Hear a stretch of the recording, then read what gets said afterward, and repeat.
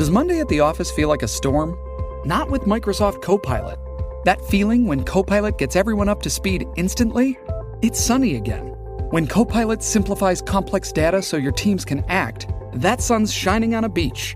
And when Copilot uncovers hidden insights, you're on that beach with your people, and you find buried treasure. That's Microsoft Copilot. Learn more at Microsoft.com/AI for all. Survivor 46 is here, and so is On Fire, the only official Survivor podcast, and we have a twist this season. The winner of Survivor 45, Dee Valladares, will be joining us every week. We're going behind the scenes of the biggest moments, the how and the why things happen, and the strategy and analysis you can only get from someone like me, a Survivor winner. Listen to On Fire, the official Survivor podcast, wherever you get your podcast. This is Optimal Relationships Daily, episode 2097. How to Deal with the Fear of Judgment, The Gifts of Vulnerability, by Dr. Margaret Rutherford of drmargaretrutherford.com. Hello, everybody, and welcome to another episode of Optimal Relationships Daily, our second of the day, in fact. I'm your host and narrator, Greg Audino, and this time I'll be sharing more work from Dr. Margaret Rutherford, whose writing I always enjoy, and I personally find to be a really great blend of clinical experience and personal experience. So let's hear her thoughts on how to deal with the fear of judgment as we optimize your life. How to Deal with the Fear of Judgment, The Gifts of Vulnerability, by Dr. Margaret Rutherford of drmargaretrutherford.com. When I first moved back to Arkansas, there were facts about my life I didn't want others to know. I'd grown up in a small town in southern Arkansas where everybody knew everything about everybody. I wasn't relishing moving from Dallas, where there was a certain amount of anonymity, to the much less populated Fayetteville. My own inner voice chided, "You'll be judged if people know you've been divorced twice." I was scared of revealing my own vulnerability and afraid of judgment. So my plan was to keep that information close to the vest. I wouldn't lie about it if someone asked, but I also wouldn't freely offer those particular details of my background. I was coping with my own shame, and I was nervous about not being seen as a successful person, and certainly concerned that I wouldn't be regarded as a competent psychologist. What does she think she's doing, trying to help others when her own life has been so messy? Sometimes life hands you the lesson you need to learn. But something happened the first month I moved there that brought the reality of small-town America laughingly into focus. I had to sigh and accept that my vulnerabilities were out there for all to see. My husband and I had gone out to celebrate his first big account.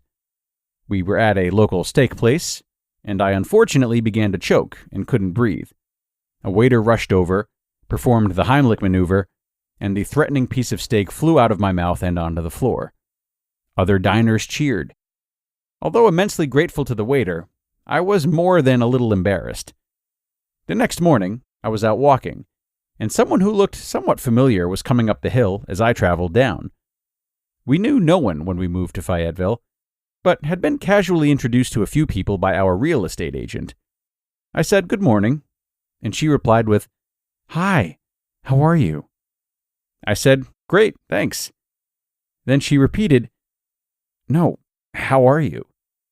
I then realized what this conversation was actually about. The dreaded steak incident. I had to chuckle. I was definitely back in a small town. News was news, and I needed to learn the lesson that I couldn't stay in control of what was out there. Dealing with the fear of being judged. But what if your struggle is mental illness in your family, whether it's your own, your partner's, or your child's? What if it's depression, problems with alcohol, struggles with panic and worry, restrictive eating, or binging and purging? You might fear that others will talk and make a judgment. Of course, it's true that some people are black and white thinkers. For them, there's good and bad, right and wrong, no gray area. You can't do anything about that. Yet, this black and white verdict can be hurtful and painful to receive, especially when you're already dealing with the shame you put on yourself. Potential judgment or rejection from others can feel like too much to bear. So you hide. And yet, everyone around you, including people you respect and turn to for help, may also be quietly struggling. Struggles don't define you any more than competencies do. Yet, you often don't know the backstories of the people who are in your life on a daily basis. Maybe your family doctor struggles with insecurity and depression from abuse he experienced as a child. Perhaps your yoga instructor has fought for control and esteem by eating very little or working out too much. Your accountant may be overly perfectionistic and constantly worry over minute details even when home, or your auto mechanic may have severe dyslexia and bear the emotional scars of being bullied when younger. None of us are immune. All of us are managing some kind of pain, and that pain doesn't define us any more than our competencies. That very doctor is empathic and diagnosed your diabetes before it got out of hand. That yoga instructor has helped you connect with your body and your breath in a way that's been healing. Your accountant has saved you so much on taxes, you can take a vacation for the first time in years. And that mechanic, he always has a smile for you, an explanation of what went wrong, and how he can fix it. So, how do you confront your fear of judgment? You have to believe that one thing you want to hide about yourself doesn't define you. You are far more complex than that one issue. Fear of rejection has to be overcome because it keeps you from seeking the treatment, help, and simple support that's available for you. Plus, hiding is lonely. The gifts of vulnerability and openness, and taking the risk. Since moving here and beginning to post blogs and podcasts, I've definitely moved in the direction of being transparent about my own struggles. It's been immensely freeing, and I've discovered something truly important. No one I've told that I developed panic disorder when I was in my 20s and still deal with anxiety has walked out of my office. No one who hears that my senior year of college I ate around 700 calories a day, barely weighed 100 pounds, and have had to work on self-esteem has informed me that I'm obviously incompetent. No one who's told me that they're trying to cope with the sense of failure around a first or second divorce has ever rejected my help when I tell them I personally understand the path they're on. In fact, quite the opposite. And the relief of there being nothing to hide is immense. So I ask you, can you think of at least one person that you could be absolutely truthful with? Someone that your intuition or gut tells you would be supportive? What do you think would happen if you shared your vulnerability? The risk is worth it. If people judge, let them judge. So be it. The freedom you find is worth that risk. You just listened to the post titled, How to Deal with the Fear of Judgment, The Gifts of Vulnerability by Dr. Margaret Rutherford of drmargaretrutherford.com. And I'll be back with my commentary right after this. Now, I am a big believer that if you want to be your best self in your relationships, or in anything you do, you need to fuel yourself properly. And that's why I'm so happy to have this show sponsored by Factor. Factor's delicious, ready-to-eat meals make eating better every day easy. You'll have over 35 options a week to choose from, including keto, calorie smart, vegan and veggie, and more. And there's even more to enjoy with over 55 nutrition-packed add-ons that help make your weekly meal planning even more delicious. Factor is the perfect solution if you're looking for fast, upscale, and healthy options done easily. Not to mention it's flexible for your schedule. Get as much or as little as you need by choosing anywhere from 6 to 18 meals per week. Plus, you can pause or reschedule your deliveries anytime with no hassle whatsoever if something changes. So, head to factormeals.com/optimal50, that's optimal50, and use code optimal50 to get 50% off. That's code optimal50 at factormeals.com/optimal50 to get 50% off. Picture a wardrobe upgrade with quality essentials at an unbeatable price. Quince has you covered with timeless pieces that never go out of style. You'll have them in your closet forever.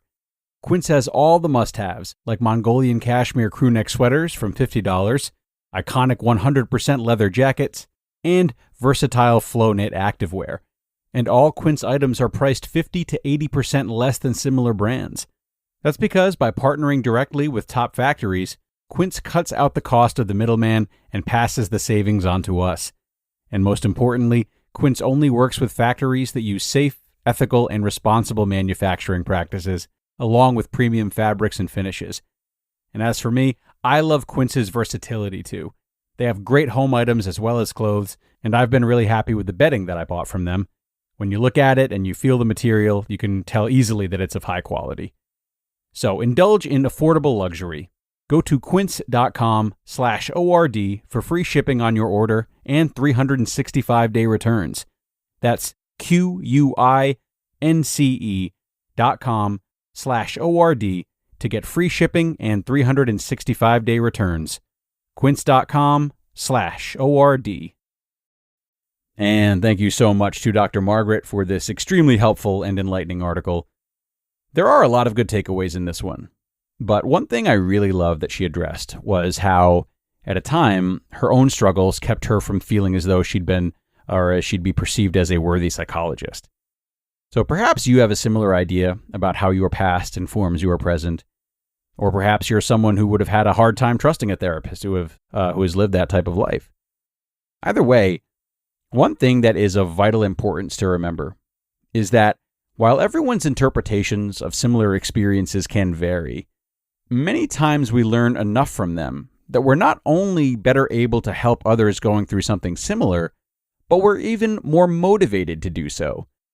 After enduring a really painful experience, the drive to step in and assist others that are going through the same thing, seeing them being put in a position you can truly empathize with, is likely to be particularly strong. It is both natural and powerful to want to help those whose shoes we've been in. It's a really purposeful approach to serving others. And that level of passion, it can be hard to replicate without that sense of personal connection. Those who care about what they do care because what they do means a lot to them. And needless to say, a lot of meaning is derived from having to pull oneself out of the trenches. So think about that today, everyone. That is going to do it for this episode and this weekend of ORD, though. I appreciate you tuning in, and I hope you enjoyed this post as much as I did. Have a great rest of your day, and be sure to come back and start a new week with us tomorrow, where your optimal life awaits.